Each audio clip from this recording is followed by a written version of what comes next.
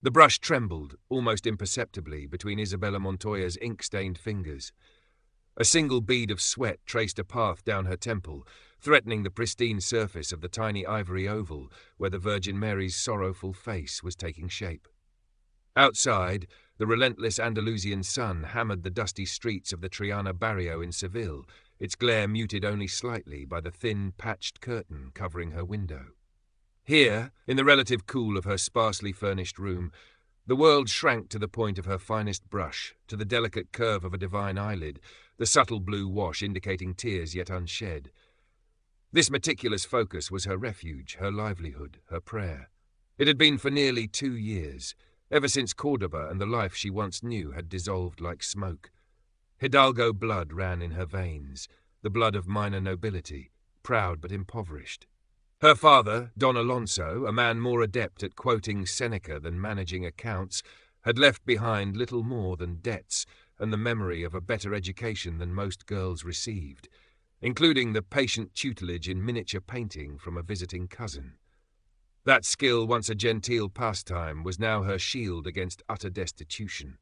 His death, followed by the cold charity of distant relatives who saw her less as kin and more as an unpaid servant, had propelled her towards Seville, a city vast enough, she prayed, to swallow her past and perhaps offer a sliver of anonymous independence. Each finished miniature, a saint, a devotional scene, sometimes a floral motif for a local silversmith, was a small victory against the gnawing anxiety of rent due, of the dwindling supply of bread and oil. She sold them discreetly through Sophia, an older woman, once a servant in a neighbouring estate back home, whose loyalty had inexplicably followed Isabella's fallen star to this bustling, indifferent city. Sophia would take the finished pieces, wrapped carefully in cloth, to a supplier near the cathedral, haggling quietly, returning with a few precious reels clutched tight in her worn hand. "He liked the St. Lucy Nina," Sophia reported one sweltering afternoon, her voice a low murmur as she counted the coins into Isabella's palm. "But he says the market is slow. People pray more when times are hard, but they buy less." Sophia's face, mapped with the lines of a hard life, held a mixture of practicality and enduring affection. "You work too hard. Your eyes, they will suffer." Isabella merely nodded, tucking the coins safely away. There was no choice but to work. Pride, the stubborn legacy of her Hidalgo name, warred constantly with the stark reality of her hunger. It kept her back straight, her gaze direct, even as she counted every maravedí. It also kept her isolated, wary of kindness that might come with unseen strings. It was near the Puerta del Perdón of the immense cathedral, under the shade of the orange trees heavy with blossom and fruit, that her carefully constructed anonymity fractured.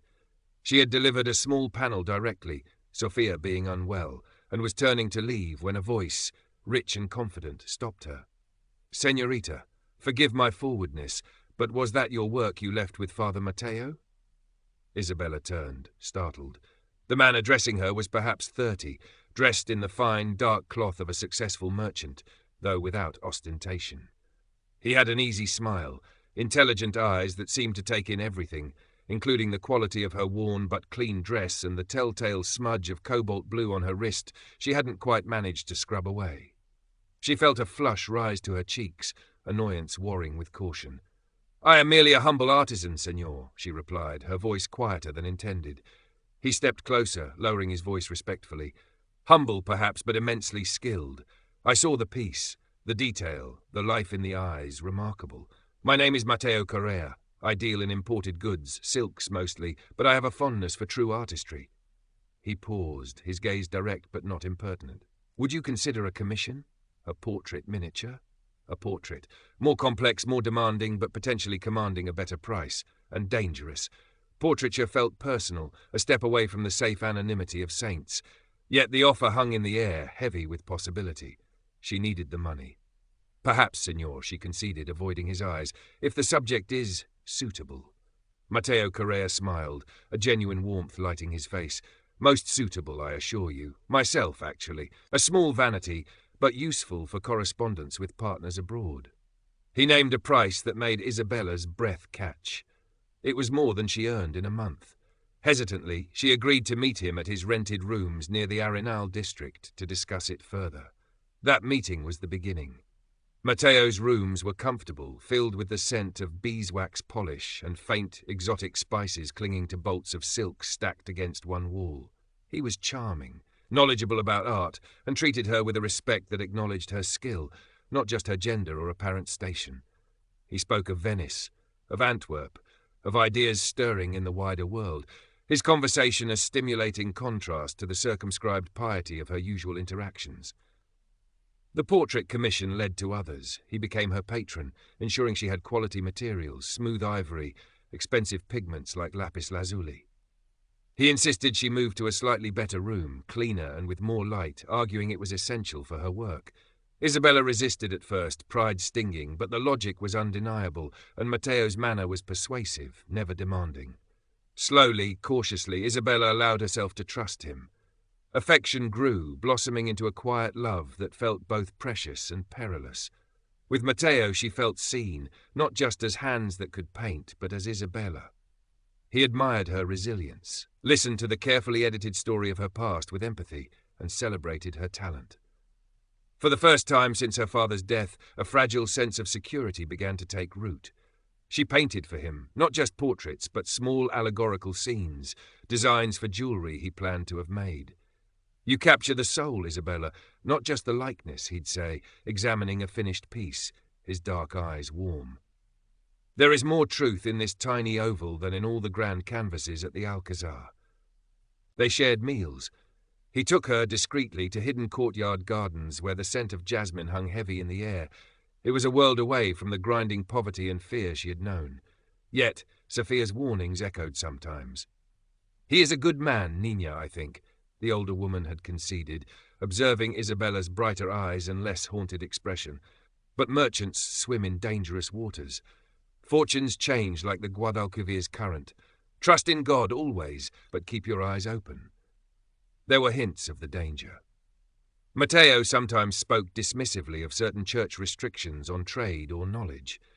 He possessed books printed abroad, perhaps controversial authors like Erasmus, kept discreetly shelved. He had dealings with Genoese bankers and Flemish traders, foreigners viewed with inherent suspicion by the more conservative elements of civilian society, especially those connected to the Holy Office, the Inquisition, whose power, though perhaps less ferocious than in centuries past, was still a palpable presence, a shadow lurking behind the city's vibrant facade. He had dealings with Genoese bankers and Flemish traders, foreigners viewed with inherent suspicion by the more conservative elements of civilian society, especially those connected to the Holy Office, the Inquisition, whose power, though perhaps less ferocious than in One Must Be Practical, Isabella. Matteo argued lightly when she voiced a mild concern about a particular trading partner known for sailing close to the wind legally. The world is changing. Spain holds on to the old ways tightly, sometimes too tightly. Progress requires a little boldness. His boldness, his confidence, was part of his attraction, but it was also the seed of the storm that was gathering, unseen, just beyond the horizon of their fragile happiness. Isabella pushed the unease away, clinging to the present warmth, the scent of turpentine and linseed oil mingling with the faint aroma of cloves from Matteo's coat, the steady beat of his heart when he held her close.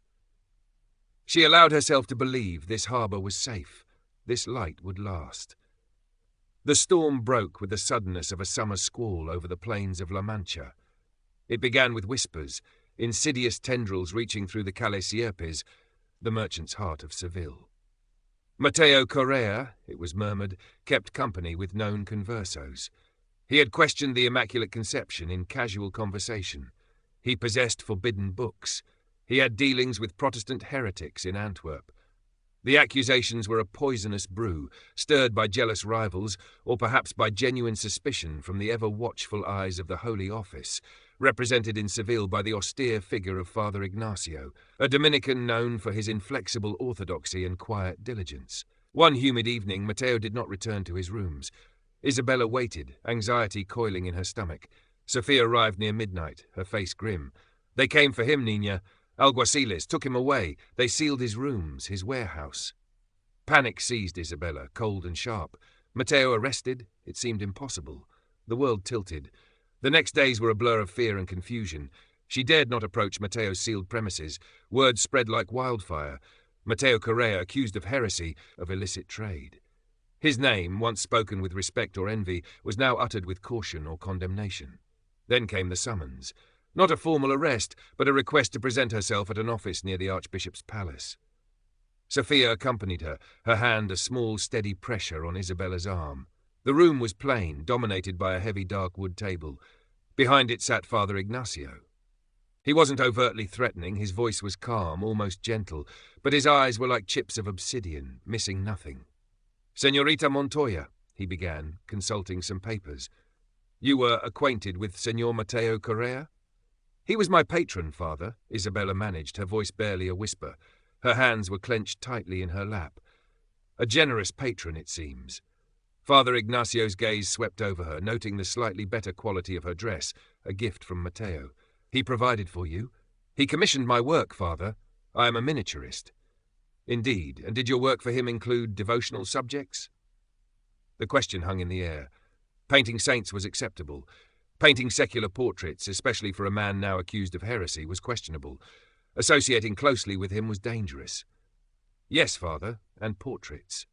She met his gaze, forcing herself not to look away. Señor Correa appreciated art. And did he share his ideas on art, on other matters? Did he speak of his travels, his associates? Did he possess books you found unusual? Each question was dropped precisely, like a stone into a well. Isabella answered carefully, truthfully where she could, evasively where she must, pleading ignorance of his business dealings, emphasizing her role purely as an artist executing commissions. She spoke of his kindness, his respect for the church, hoping to deflect suspicion. Father Ignacio listened impassively, making occasional notes. "An association with heresy, Señorita, casts a long shadow," he said finally, his voice devoid of inflection. "Even unwitting association. Be mindful of your soul and your conduct. You may go." She stumbled out into the harsh sunlight, trembling, Sophia's arm supporting her. The interview had been brief, terrifying. She wasn't accused, not yet, but she was marked, tainted by proximity. The consequences were immediate. The landlord of the room Matteo had rented for her gave her notice, his face apologetic but firm. "Trouble follows trouble, Señorita. I have a family." Commissions vanished overnight. The intermediary Sophia dealt with suddenly found her work not suitable. Even the silversmith who had occasionally bought floral motifs now politely declined. Doors closed, faces turned away. Whispers followed her in the street. She was plunged back into poverty, but this time it was colder, sharper, laced with fear and shame. She moved back to a tiny, damp room in the poorest part of Triana, selling the few trinkets Matteo had given her for food. Sophia shared what little she had, but it wasn't enough. Hunger became a constant companion again. News of Matteo was scarce, contradictory. Some said he'd been swiftly condemned and sent to the galleys. Others whispered of exile to the deadly penal colonies in Oran or the Philippines. Some even claimed he had confessed under torture and been reconciled to the church, but banished. There was no certainty, only terrifying rumour. Isabella clung to her faith, praying in the shadowed corners of churches, but found little solace. Her pride, already battered, crumbled further under the weight of desperation. Eviction loomed again. Sophia wept, helpless. Isabella felt herself sinking, the darkness threatening to engulf her completely. She thought of the Guadalquivir flowing nearby, dark and final, and shuddered, pushing the thought away. She had to survive. But how? It was then, at her lowest ebb, that salvation arrived in an unexpected form. A quiet knock on her door one evening revealed Señor Rodrigo Vargas, the master silversmith. He was a man in his late 40s or early 50s, soberly dressed, his face lined with the quiet grief of a widower, but also the steady competence of a respected craftsman. She remembered him vaguely. Matteo had once praised her miniature work to him, showing him the portrait she had painted. He entered her small room at her hesitant invitation, his eyes taking in the sparse furnishings, the single candle, her worn appearance, with a quiet, non-judgmental gravity. He came straight to the point, his voice low and formal. "Señorita Montoya, I knew Señor Correa slightly. I also admired the miniature he showed me some time ago. Your work." He paused. "I hear you have fallen on hard times." Isabella flushed, lowering her gaze. "Times are difficult for many, Señor. Indeed, he looked at her hands, noting the ingrained stains despite her poverty. I find myself in need of assistance in my workshop. Fine detail work, decorative elements for silver boxes, reliquaries, work requiring a delicate hand, a painter's eye for design. He hesitated, then continued, My wife, God rest her soul, enjoyed such things. Miniatures. The admission seemed to cost him something. I can offer lodging, modest but clean, and fair payment for your work. It is a position of trust. It wasn't charity, but it was dependence. Lodging in his house, working under his roof, protected perhaps, but confined. Her hidalgo pride recoiled. Yet starvation gnawed, and the fear of what Father Ignacio's long shadow might yet bring was a cold weight in her chest. She looked at Vargas's steady eyes, his calloused craftsman's hands. He seemed solid, honourable, a harbour perhaps of a different kind than Mateo had offered, pragmatic, safe, passionless. Señor Vargas, she began, her voice trembling slightly, your offer is generous, but I must ask something of you, a promise. He waited, his expression unreadable. Señor Correa, the rumours are many, but if he should ever return alive and his name cleared, I must be free to go to him, without obligation. It was a bold condition, perhaps foolish. Vargas considered her, his gaze thoughtful. He looked not at her face, but at her hands, the tools of her trade, resting in her lap. Finally he nodded, a slow, deliberate movement. Señorita, loyalty is a virtue, even when inconvenient. A craftsman's word is his bond. Mi palabra es mi prenda. If Señor Correa returns and his situation allows, you are free to go. I give you my word. Tears welled in Isabella's eyes, tears of relief, shame, and a strange, unexpected gratitude. She accepted. Life in Señor Vargas's household was orderly, quiet, predictable. His house, attached to the workshop on a respectable street near the Church of El Salvador, was soberly furnished, meticulously clean. Vargas was a man of routine. Prayers at dawn, long hours in the workshop, simple meals, prayers at dusk. He treated Isabella with formal courtesy, providing her with a small, clean room and the materials she needed. Her work involved painting delicate floral scrolls, biblical scenes, or coats of arms onto small silver plaques, mirror backs, or the lids of intricate boxes crafted by Vargas and his 2 apprentices. Her fine motor skills, honed by years of miniature painting, were perfectly suited to the task. She worked diligently, finding a measure of peace in the absorption of the craft, the scent of metal polish replacing the familiar turpentine. Vargas rarely spoke of personal matters, but he was not unkind. He respected her skill, occasionally offering a quiet word of approval for a particularly fine piece of work. He had a young daughter, Anna, about 8 years old, a solemn child still grieving her mother. Anna was initially shy around Isabella, but gradually warmed to her, drawn perhaps by Isabella's quiet presence or the fascinating, colourful work she did. Sometimes Isabella would show Anna how to mix a colour or draw a simple flower, small moments of connection in the otherwise reserved household. Isabella learned to navigate the quiet rhythms of the house. She attended Mass with Vargas and Anna, careful to maintain an appearance of conventional piety. The fear of Father Ignacio's shadow gradually receded, replaced by a dull ache of longing for Mateo, a grief tempered by the grim rumours of his fate. She tried not to hope, schooling her heart to accept this safe, grey existence. 2 years passed, then nearly 3. The sharp edges of her loss began to blur, replaced by a quiet resignation. She was safe. She was fed. She worked, contributing her skill. It was more than many women in her position could hope for, yet a part of her felt dormant, waiting. Then, one late afternoon, as the bells of El Salvador rang for vespers, a figure appeared at the workshop door.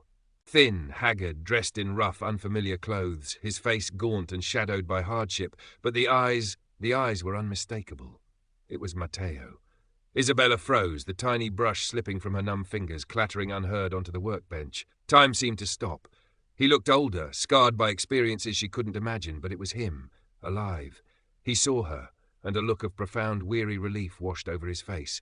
"Isabella?" he whispered, his voice raspy, unfamiliar. The workshop? The silver Ana Vargas, everything dissolved. There was only Mateo standing there, returned from the dead. She ran to him, heedless of the apprentice's curious stares, tears streaming down her face. He stumbled forward, pulling her into an embrace that spoke of immense suffering and improbable survival. That evening, after the initial shock subsided, Isabella sought out Señor Vargas. He was in his small study, reading by candlelight. She stood before him, her heart pounding, but her voice steady. "Senor Vargas, Mateo Correa has returned. He is alive." Vargas looked up, his expression grave. He had heard the commotion. He nodded slowly.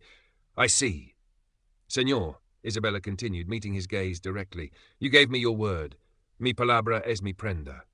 He held her gaze for a long moment, then inclined his head with quiet dignity. "A promise is a promise, Senorita Montoya. You are free to go." He paused. "Is his name cleared?" I don't know the details, senor. He has endured much. He is free but impoverished." "Go to him, then," Vargas said, his voice even. "Anna will miss you. You have been a good worker and kind to the child." He turned back to his book, a dismissal that was not unkind, merely final. Isabella packed her few original belongings, the worn dress she had arrived in, her prayer book, a silver locket that had been her mother's. She left behind the clothes Vargas had provided, the tools, everything that belonged to this period of her life. She hugged Anna briefly, the child clinging to her skirts, confused. Then, taking a deep breath, she walked out of the safe harbour and back into the uncertain storm. But this time, she was not alone. They found the cheapest possible room, barely larger than the one she'd first occupied in Triana. Mateo was weak, recovering from malnutrition and the lingering effects of whatever ordeal he had suffered. Exile on a harsh coast, it turned out. His sentence eventually commuted through the intervention of distant family connections, his name partially cleared, but his fortune gone. Isabella nursed him, using the last of her meagre savings. She tried to find work again, but the stigma, though faded, lingered. Just as despair began to set in again, Sophia arrived, pressing a small, heavy purse into Isabella's hand. "From Senor Vargas," Sophia explained quietly. "He said it was wages owed for your past work. He insisted." Tears filled Isabella's eyes as she felt the weight of the coins. Vargas's quiet, unexpected honour was a balm to her bruised spirit. She used the money for food, medicine for Mateo, and materials to slowly, tentatively begin painting again. Mateo, regaining strength, listened as Isabella recounted the story of the intervening years, her voice low as she described the desperation, Vargas's offer, the conditions she had made, and Vargas's unwavering adherence to his promise.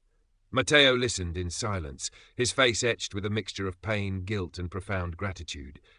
He reached across the small table, taking her hands, her capable paint-stained hands. "Isabella," he said, his voice thick with emotion, "that you endured, that you maintained such loyalty, and Senor Vargas, such honour in a world that often lacks it. I have no words adequate, only gratitude, and shame for what my recklessness cost you." He looked around their poor room. "This is not the life I dreamed for us, but we are together." He paused, then added thoughtfully, "Senor Vargas showed you great kindness, protected you. Such debts are not easily dismissed. While our life is here together, perhaps you should not sever all ties. Maintain a respectful connection. Offer him your skill sometimes if he needs it and it feels right to you. Honour must be met with honour." Isabella looked at Mateo, seeing not the reckless merchant of the past, but a man humbled, changed, yet retaining a core of goodness, of understanding. A complex peace settled over her.